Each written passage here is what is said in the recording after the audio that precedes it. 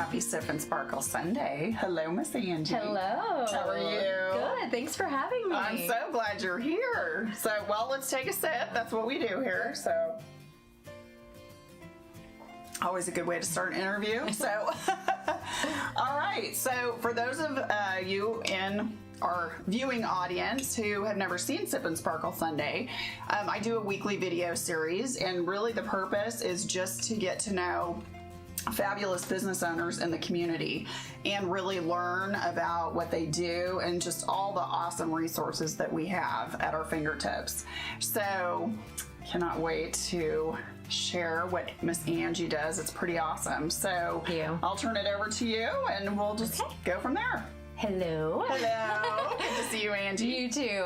I'm Angie Burns. I'm the Executive Director of Ovation Academy of Performing Arts. We are a college and career-bound conservatory academy for performing artists. So we have 4 majors. We have dance, acting, musical theater, and production and design. Okay. And our program caters towards 6th through 12th graders who are wanting to go into the top performing arts colleges or wanting to go into the professional career of being a performing artist.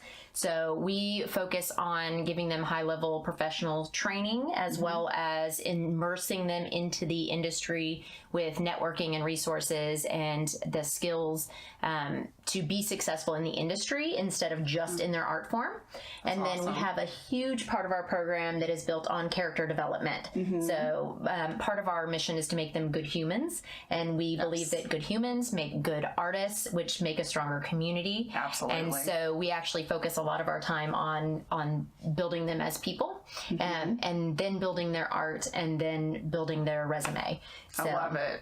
Yeah, so it's a lot of fun. There's nothing like us that exists. We're the first one that we're aware of out there that does what we do, how we do it. And so we opened in August of 2018. This is our first official school year. Wow. We started with 26 students that had come to us because they had worked with us in another capacity. So I served as the artistic director for several youth theaters, and I taught in public school for 10 years. So a lot of the kids knew me from before. They had me as a director or teacher, and they followed us over. And then my co-founder, Katie Wilcox, she has owned a dance studio for about 15 years. And so some of our dancers came from working with her over the years, and then we haven't done any advertising or marketing yet. So this is one of our, you get the exclusive. So yeah, we really just, we post on Facebook, but that's really the only thing that we've done so far. So all of our growth has been through word of mouth and referrals, and just people, our students, really being successful in just the short time that we've been open, and then people calling me like, okay, who are you? What do you do? And from there, we've more than doubled in size. So we already have about 50 full immersion students, which are our students that come to us Monday through Friday, 8 to 4. So those are the kids that come to school at Ovation.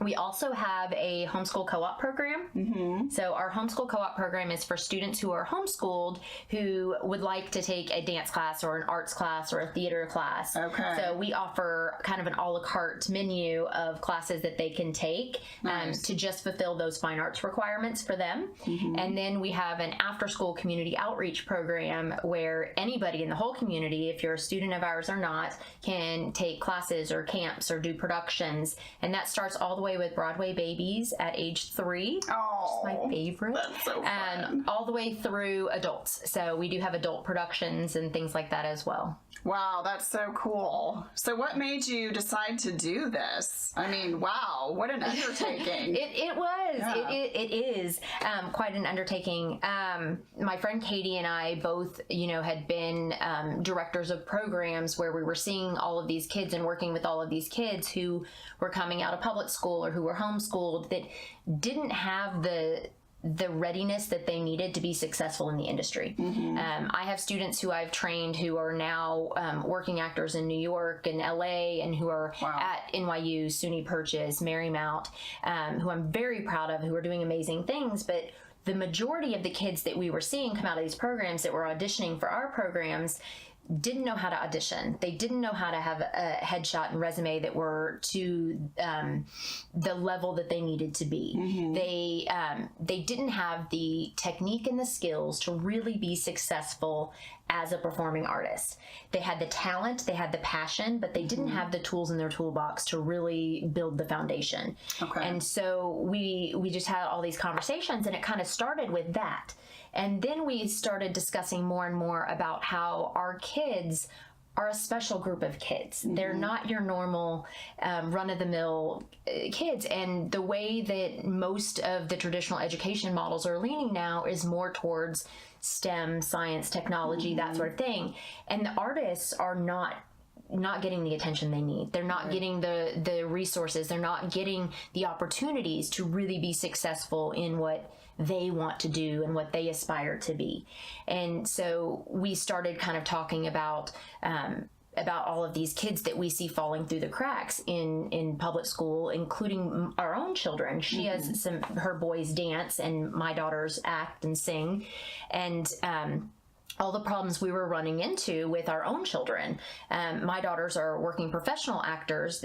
One is shooting a television pilot and trains in New York in the summers, and the other one is a spokesmodel for a production studio. And so they were constantly booking jobs, and they were having to miss school. They were, their grades were great, their discipline was great, but they were getting in trouble and getting truancy for missing so many days out of the year because they were working and doing what they aspired to do with their career and building their resumes. And so it just didn't seem fair. It didn't seem right. So we just kind of started talking about if we could build a utopian society where these kids could really flourish, what would it look like and what would it be? And we just started brainstorming different things. And some of the things that it kept kind of circling back around to was so many of the artists at this age are such vulnerable people.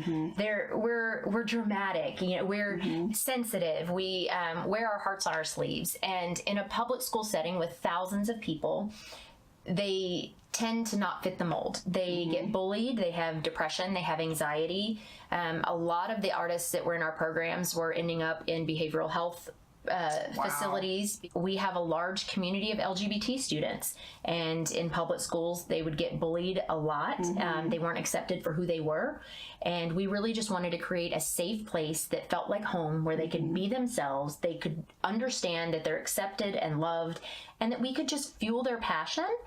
And while we're fueling their passion and helping them grow as artists, we could help them grow as people, and we could really instill values and life skills into them that are going to help transfer over into success in the industry. We just kind of said, what do we need to do to make this happen?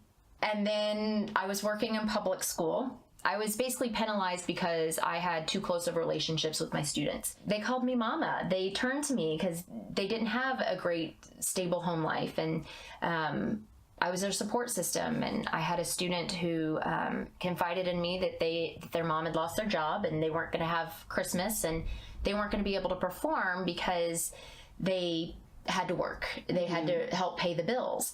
And so I adopted her family for Christmas, and I got the community involved, and we got them a Christmas tree and decorations, and I got her senior portraits and letters of recommendation to college, which she got a full ride to college. That's so awesome. She is an amazing kid. And then I got called into my principal's office because I didn't go through the correct protocol and give her a pat on the back and a sack lunch and tell her go somewhere else. And so it was things like that. I have one particular student who is now an Ovation student who I had in middle school, and then I taught her again in high school. And her freshman year in high school, she was she qualified for state in 2 events. She qualified for state in dramatic interpretation. She is an incredibly talented actress. And her freshman year, she qualified for nationals, got 85th in the nation as a freshman. That's crazy. Freshman. Wow. But by November of her sophomore year, she dropped out of school. Completely dropped out of school because she was bullied. And she wasn't getting support. The series of events that had happened it just told me in my heart that I needed to help these kids. I couldn't let them fall through the cracks. Right. And so I I called my husband and I said, I know it's spring break, but I wanted to let you know that I put in my letter of resignation and I'm not coming back. And he went, what? What are you going to do? And I was like, Katie and I are going to open a school. And he was like, you're going to what? I said, well, we've been talking about it for a really long time.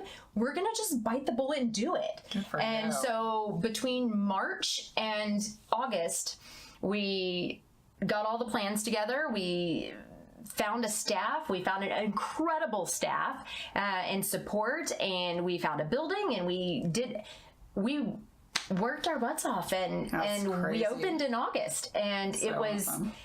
The craziest roller coaster, and it's been so hard and so stressful, but it has been the absolute best choice I've ever made, best decision I've ever made, and seeing what these kids have accomplished in 9 months has blown my mind. It's been way more rewarding than I ever expected it to be. That is so cool.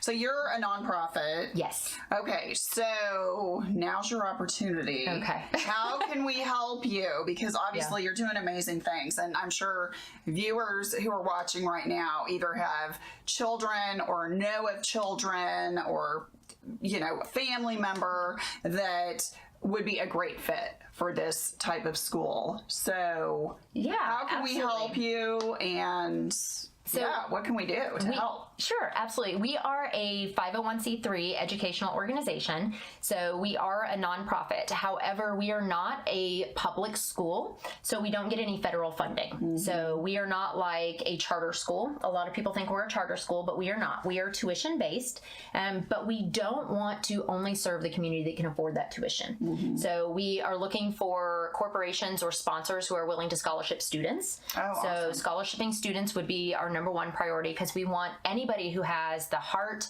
the passion, and the talent to be a part of our program that we think would be a really good fit for our program. We want them to have the opportunity to be a part of our program. We don't want the financial obligation to hinder anyone from being able to be involved. Our tuition is about half the price of most private schools, because we like to live by the true sense of a nonprofit. We are not in this to make any, trust me, we are not in this to make anything. We've all made really big sacrifices to make this possible, and we're willing to do that because we're seeing the effects it's having on these kids' lives and the positivity that's coming out of it. And so supporting us, sponsorships, donors, investors. We are looking for a building of our own somewhere in downtown McKinney, because it's the hub of the arts around here. It is. It definitely is. So we are looking for a building. We right now house out of 2 locations. On Mondays and Wednesdays, we're at the McKinney Performing Arts Center. And then on Tuesdays, Thursdays, and Fridays, we're at Vintage Church, which is right off of the square. So we're right here in downtown McKinney. And it's been wonderful, and they've been so nice and wonderful to work with.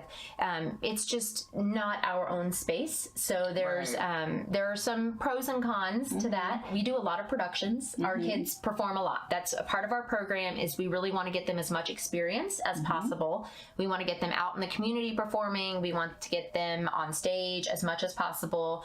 We do Showcase on a Sundays, which once a month we go to either a coffee shop or a restaurant or somewhere, and we perform a cabaret, and we just ask for $5 donations to come and watch their cabaret. Very and it fun. gives, it's so much fun. And so we do a lot of little performances, but they're not cheap. Whenever you do a theatrical production, you have to pay for rights and costumes and set pieces and all of those things, and they start to add up. Our staff, we have the best staff ever. We absolutely have been blessed with an incredible group of staff members, and I would like to pay them what they're worth, and right now they don't get paid what they're worth. There are a lot of things financially that we need. We also need volunteers. We do a lot of set building, and when we do our shows, we need people to volunteer with concessions, donating hospitality items when we have guest artists in. We actually have a huge event coming up in April that we're looking for people to donate things for our guest artists goodie bags. When we bring in these people from across the United States to work with our kids, we'd like to give them a little something from McKinney to take back with them. Absolutely. And when we bring in guest artists, booking them in hotel rooms, getting them flights, there's so many things that go into the logistics of what we do. No matter what you're willing to volunteer or donate, we can find a use for it. I'm sure. Artists are known to be hoarders. So if you have something lying around that you're like, hilarious. I'm never going to use this again. I don't even know what it is. I can find a place for it. We can use people, services, monetary. Okay. There's so many ways that people could help us out and help our kids, giving them opportunities to perform, using them. We do a lot of awards banquets and ceremonies where they're the performers. They sing the national anthem really, really well. I'm sure. But just having them come to perform for your company, and then just donating back to us for their services. Okay. That sort of thing. Just getting them out and getting them involved is really what we ask for. Very cool.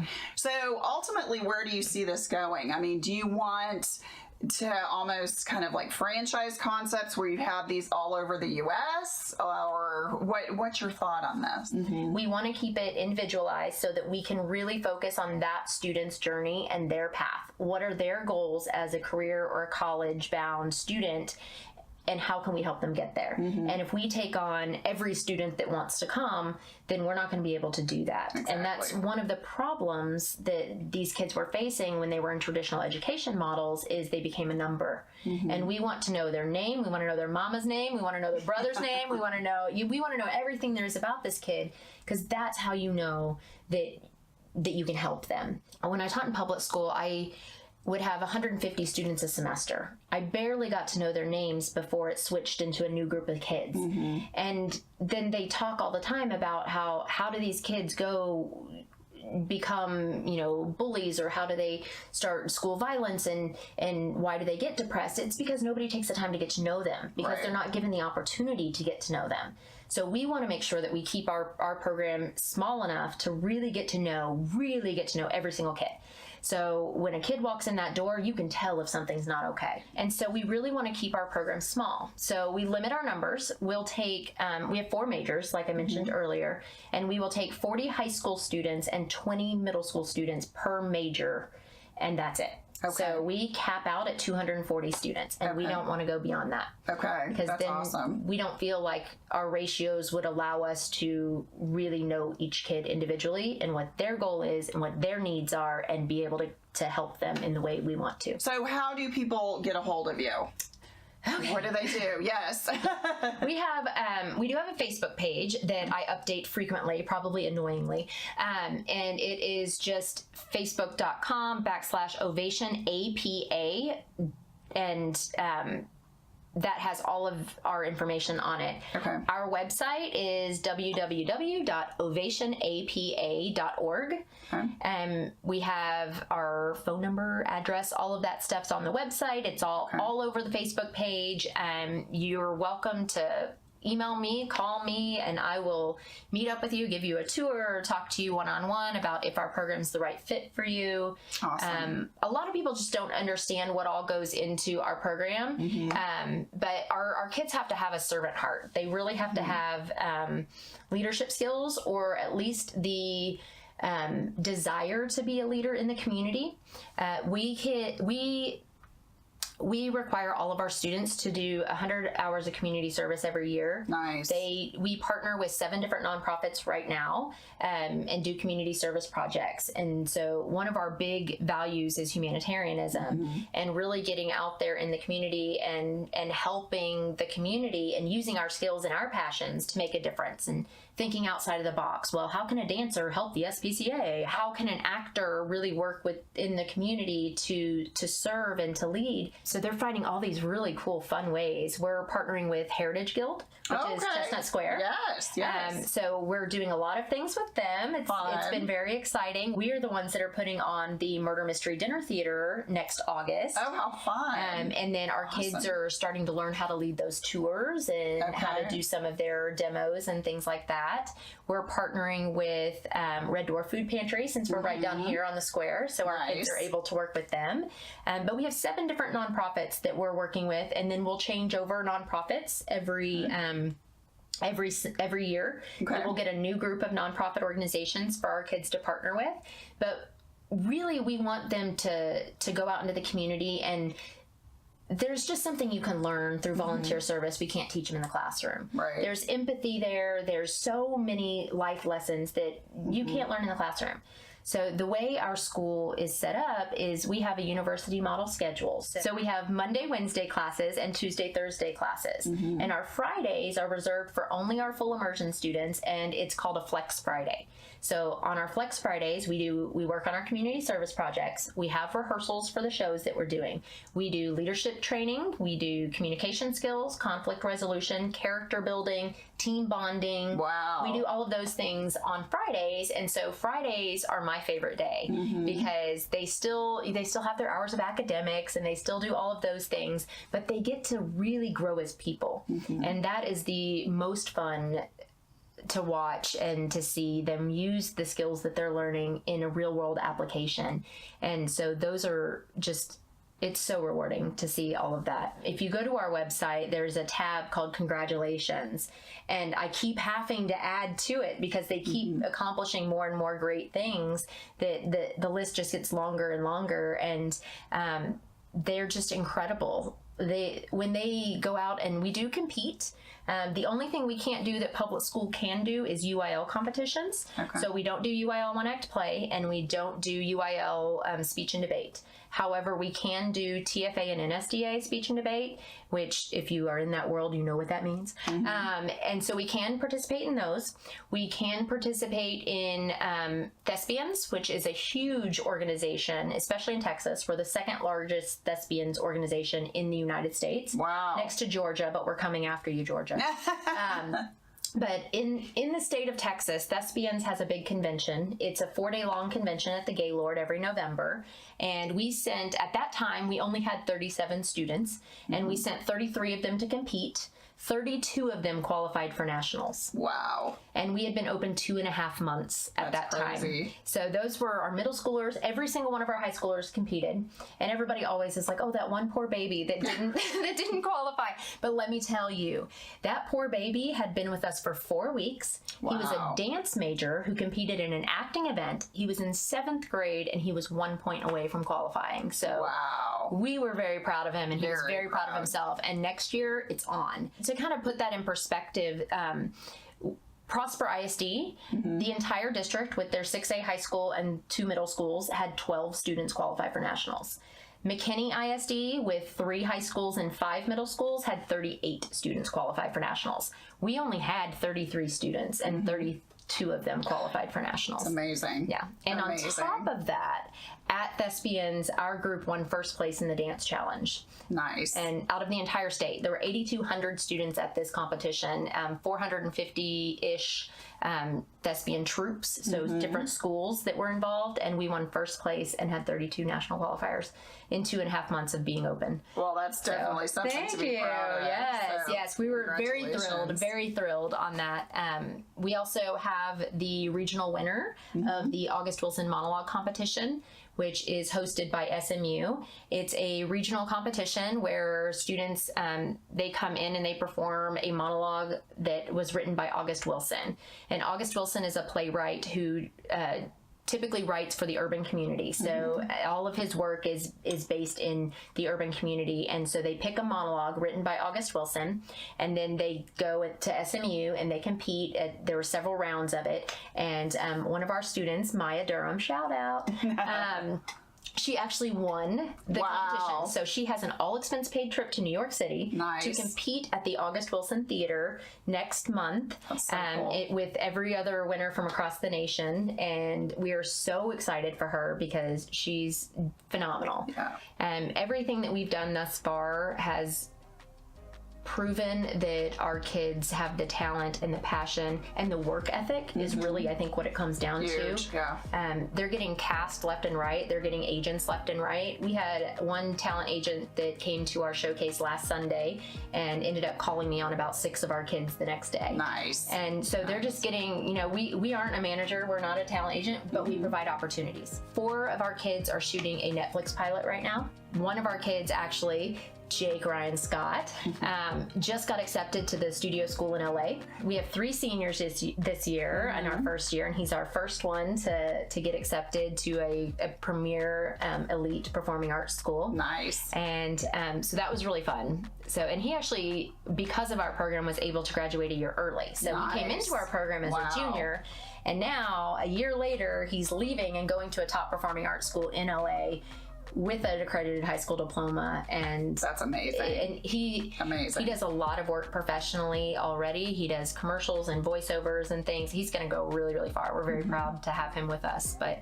all of our kids are just as talented and doing amazing things. And with our program, they have the flexibility to do that because we aren't restricted by TEA attendance requirements. So our kids don't have to sit in a classroom all day, every day. If they book a gig where they have to be on set for 2 weeks, they're not going to get truancy. Nice. They can take their computer with them and they can do their academics on their computer while they're gone, because we put everything for all of our Ovation classes, all of our academic classes, everything's online, so that if they do have to work remotely, they can. Because the nature of the business that they want to be in. Right, exactly. We really encourage them to be working professionals while they're training. Perfect. So it's been really fun. That is amazing. So, well, I want to thank you so much. This has just been fantastic, and I'm in awe of what you do. I really am. It's so inspiring. Oh, well, thank you so much for having me. This You are welcome. So much fun. It has been really fun. So, well, until next Sunday, may you sip and sparkle. Have a great week. Thanks. Bye.